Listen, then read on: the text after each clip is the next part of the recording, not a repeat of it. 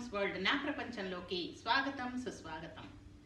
ఈ మధ్యకాలంలో టీనేజ్ పిల్లలు చేస్తున్న పనులు, అనుభవిస్తున్న శిక్షలు, గురవుతున్న బాధలు, వారిని కన్న తల్లిదండ్రులు పడుతున్న వేదన, ఇవన్నీ చూస్తూ ఉంటే నాకైతే చాలా బాధగా ఉంటుంది.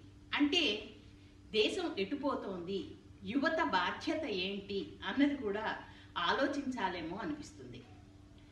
ఒక వ్యక్తికి వ్యక్తిత్వం అనేది ఏమిటి అని ఆలోచిస్తే, వ్యక్తిత్వం అనేది ఉంటే ఎలా మసులుకోవాలో, ఎలా జీవించాలో, ఎలా ఎదగాలో ఇవన్నీ అర్థం అవుతాయి.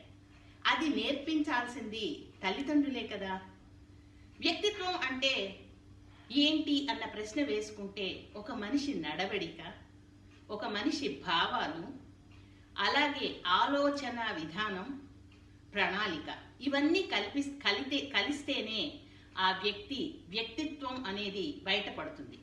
ఆలోచన విధానం అంటే తను ఆలోచన విధానం ఎలా ఉంటుంది, అది నెగిటివిటీ వైపు ఉంటుందా, పాజిటివిటీ వైపు ఉంటుందా అనేది మనం చూడొచ్చు ఆ వ్యక్తిలో. అలాగే నడవడిక ఎలా ఉంటుంది అనేది కూడా ఒక వ్యక్తిత్వాన్ని మనకు తెలియచేస్తుంది.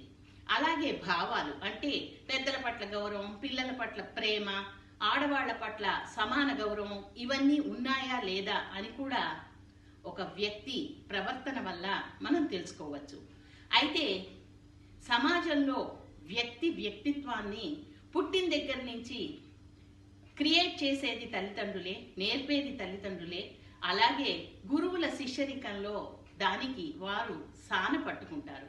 అయితే ఈ కాలంలో నేను చెప్తూనే ఉన్నాను, పిల్లలకి మనం ఇచ్చే ఆస్తి ఏది కాకున్నా వారితో మనం స్పెండ్ చేసే టైం అనేది చాలా ముఖ్యం అని. అలాగే మన ప్రవర్తన విధానం, ఇంట్లో మనం తీసుకునే నిర్ణయాలు, మన మంచి, మన నీతి, నిజాయితీ, అలాగే పెద్దల పట్ల మనం చూపిస్తున్న గౌరవం, ఇవన్నీ పిల్లల వ్యక్తిత్వ వికాసానికి ఎంతో ఉపయోగపడతాయి.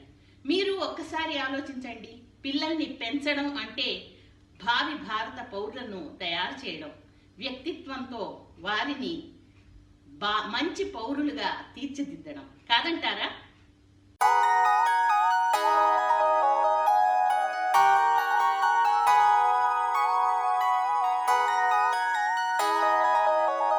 वीडियोस बनाने हैं, फिल्मोरा है ना।